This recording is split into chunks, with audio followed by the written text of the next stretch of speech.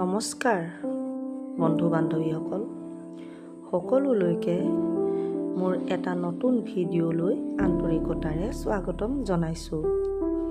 আশা কৰিছোঁ সকলোটি কুশলে আছে।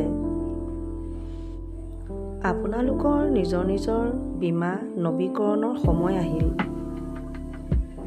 আমি জানো যে আমাৰ সকলোৰে বেংকত এটা ব্যক্তিগত একাউণ্ট আছে।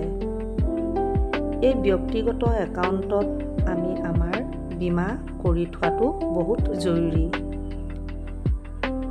আমি প্ৰায় সকলোৱে এই বীমা কৰি থৈছোঁ বুলিয়ে ক'ব পাৰি। প্ৰতি এবছৰৰ মূৰত মাত্ৰ এবাৰ বীমা ধন আপোনাৰ ব্যক্তিগত বেংক একাউণ্টৰ যোগেদি নৱীকৰণ কৰাব পাৰি। এই বীমা দুবিধ হৈছে প্ৰধানমন্ত্ৰী জীৱন জ্যোতি বীমা যোজনা আৰু আনটো হৈছে প্ৰধানমন্ত্ৰী স্বাস্থ্য বীমা যোজনা। প্ৰধানমন্ত্ৰী জীৱন জ্যোতি বীমা যোজনাৰ বাৰ্ষিক প্ৰিমিয়াম হৈছে 436 টকা আৰু প্ৰধানমন্ত্ৰী স্বাস্থ্য বীমা যোজনাৰ বাৰ্ষিক প্ৰিমিয়াম হৈছে মাত্ৰ 20 ৰুপিজ। বছৰেকত মাত্ৰ এবাৰ এই প্ৰিমিয়াম দিব লাগে। এই প্ৰিমিয়াম জীৱন জ্যোতি বীমা যোজনাত আৰু প্ৰধানমন্ত্ৰী স্বাস্থ্য বীমা যোজনাৰ কৰিবলৈ ইতিমধ্যে সময় আহি পৰিছেহি। গতিকে বেংক একাউণ্টটো আপোনালোকৰ প্ৰত্যেকৰে বেংক একাউণ্টটো এবাৰ পৰীক্ষা কৰি চাওকচোন, বেংক একাউণ্টটো সঠিকভাৱে পৰিচালিত হৈ আছেনে নাই।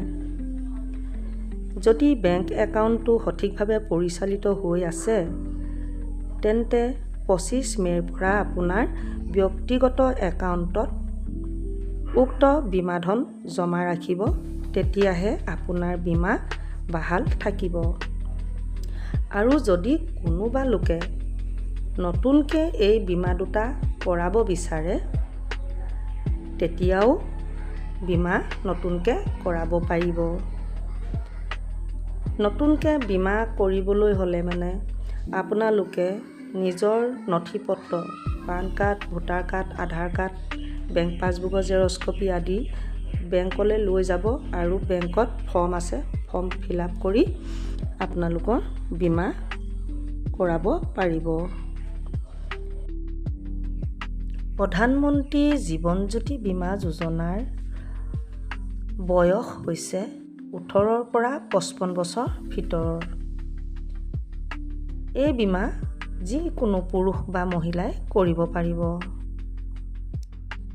এই বীমাৰ সুবিধা লাভ কৰিবলৈ হ'লে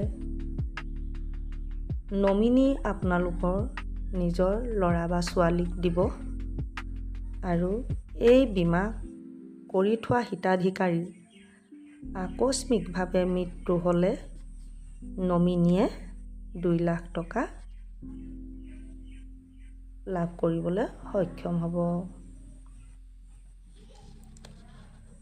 প্ৰধানমন্ত্ৰী স্বাস্থ্য বীমা যোজনা হিতাধিকাৰীৰ ন্যূনতম বয়স 18ৰ পৰা 70 বছৰ বয়সৰ ভিতৰত হ'ব লাগে।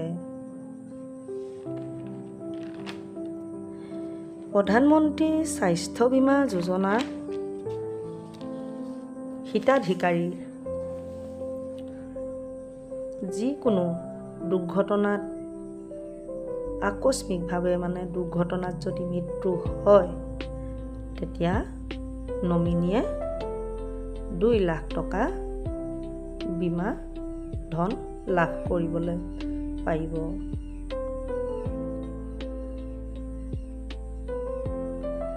গতিকে আপোনালোকৰ যেতিয়া বীমা কৰিবলৈ আগবাঢ়ি আহিব বেংকলৈ, তেতিয়া আপোনালোকৰ নমিনী, বয়স, ৰিলেশ্যন সকলোখিনি আপোনালোকে শুদ্ধকৈ বেংকত ফৰ্ম ফিল আপ কৰোঁতে দাখিল কৰিব বা ফৰ্ম পূৰণ কৰিব। শেষত আপোনালোকক সকলোলৈকে সুস্বাস্থ্য কামনা কৰি আজি মই প্ৰধানমন্ত্ৰী জীৱন জ্যোতি বীমা আৰু প্ৰধানমন্ত্ৰী স্বাস্থ্য বীমাৰ ওপৰত যিখিনি কথা জনাবলগীয়া বুলি ভাবি জনালোঁ। আপোনালোকে আহক, সকলোৱে আগবাঢ়ি আহক, আহি বীমা কৰক, নকৰা কিজনেও বীমা কৰক আৰু বীমা কৰাবিলাকে